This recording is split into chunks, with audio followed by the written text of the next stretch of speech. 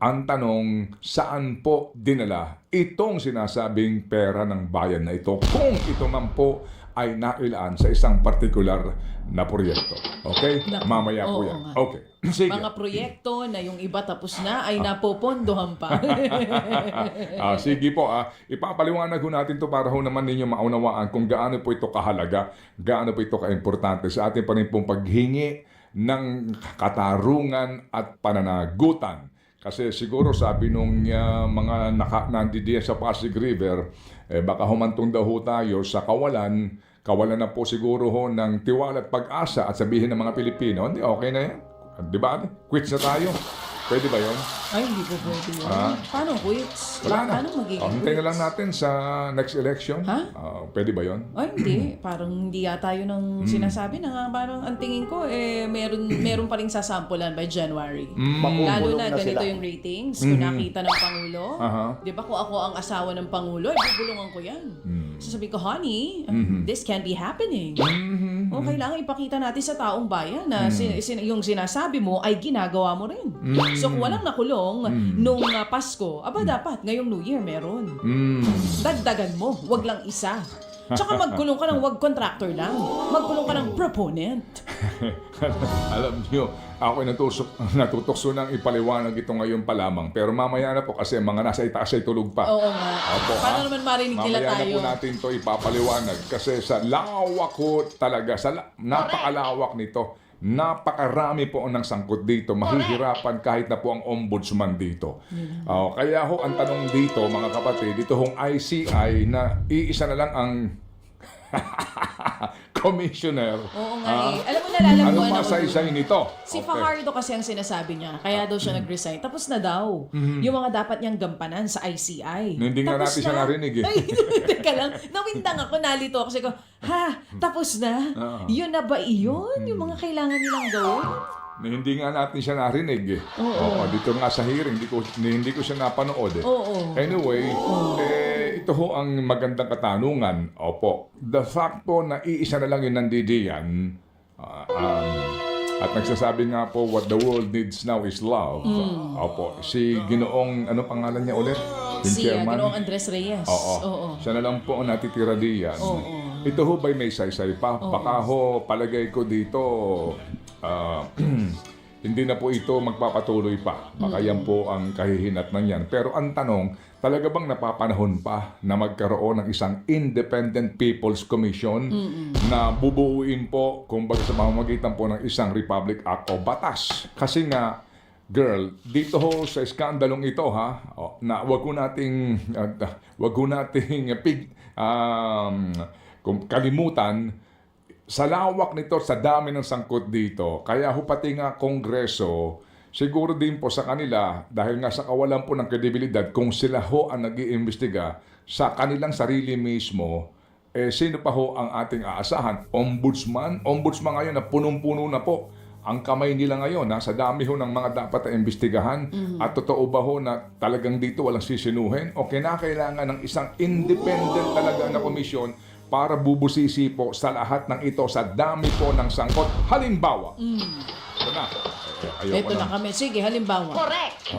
Yung sinasabi ng mga cabinet secretaries daw, na may mga initials, 5 daw po ito. Sabi mismo din po ni Senator Ping Lacson, 5. Okay, may mga initial na binabanggit. Yung isa po tumatanggi nga kasi ES ang sinasabi, Executive Secretary, pero sabi po ni Lucas Bersamin, hindi ako yan Huwag kayong dadamay dyan kung sino-sino Mag-deny na.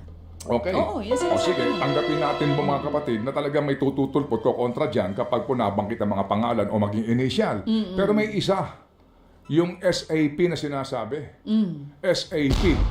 Mga kapatid, na isa ho doon sa mga cabinet officials daw po na meron siyang allocable. May sarili siyang pondo sa DPWH project for 2025. Ito ho, patikim lang ito, mga kapatid na ating pong usapan SAP. Kung iisipin mo, ano ang alam ko, SOP. Oo, yun na nga. SAP stands for what? Pwedeng Special Assistant to the President. SAP. Tama. Pwede rin pong Secretary Amena. Pangandaman. Ha? Pwede rin. SAP nga din yun. Ha? Pwede rin ganun? Oo, pwede rin ganun. SAP nga. Oo, ngayon ko lang naisip. Ngayon mo lang Ngayon ko lang din naisip na pwede nga yun. Ha? O pero for sure, magde-deny din. Ha? O kung sino man ang may Sige, uugnay dito, lahat sige. naman sila nagde-deny. At lahat sila sinasabi, wala kaming kinalaman dyan. Sa mga nakikinig ngayon sa atin, nagsasawa na ho ba kayo sa isyong ito? Kung kayo pa nagsasawa at ayaw nyo na humapakinggan ng isyong ito, palagay ko po, mukhang mauulit pa ito. Naku po, wag naman sana kayo magsawa. Saka na po kayo magsawa pagka nakakulong na po silang lahat. Alright, Hindi tayo opo. pwede magsawa dito nang nandiyan pa sila.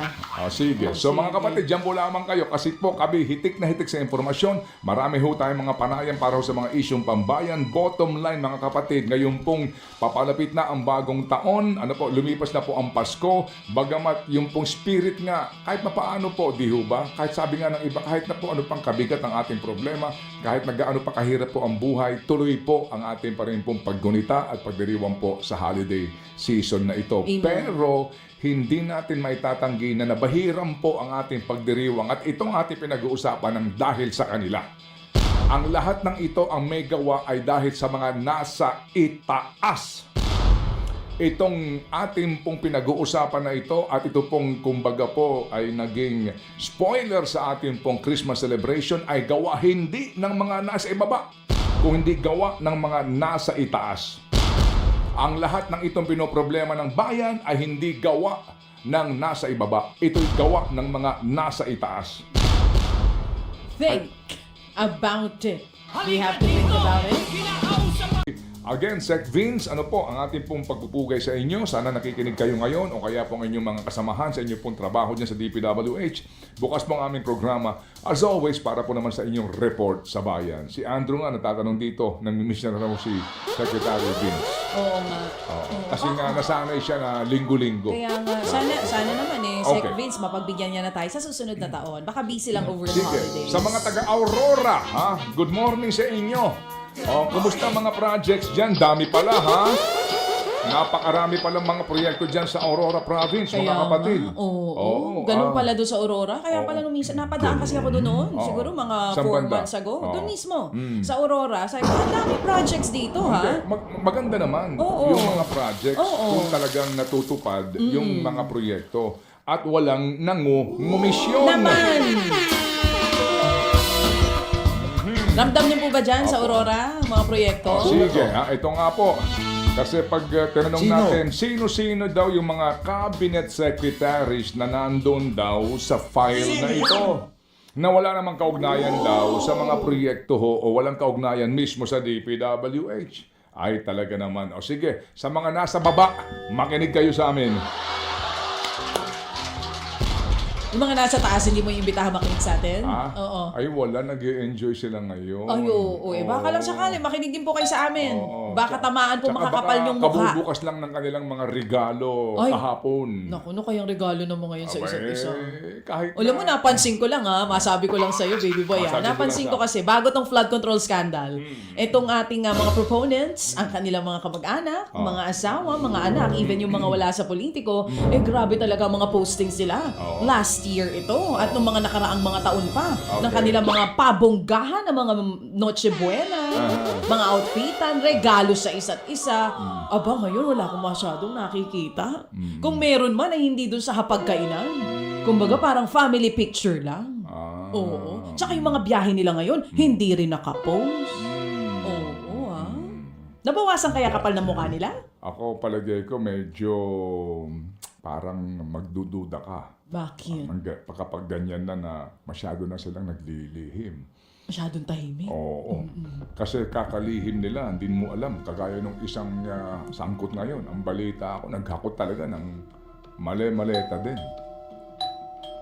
May building dito sa may Quezon City. Oo, nahakot daw niya. Oo. Nahakot ba? Successful bang nahakot? Naku daw po, eh. patay tayo dyan. Naunahan na naman tayo. Oo, meron daw. Baka mamaya yung seizure dun sa lugar kapag nahakot na lahat. Gusto mo pong sabihin ko? Wag na siguro maya-mayang kaunti. Well, Napansin ko lang naman, di mo ba ay sa bagay, wala nga pala itong social media si Baby Boy. Yun na napansin ko, ha? At malamang napapansin din yan ng mga kapatid natin. Wala silang pabonggahan ngayon, ano? Yap. Oo. Nabawasan ba kapal na mukha nila? Ha? Oo? O makapal pa rin ang mukha nila? Jarius Bondok, good morning Jarius. At Atty. Chio, good morning. Attorney Chio, Handa na po kami. Abangan sa amin pong pagbabalik.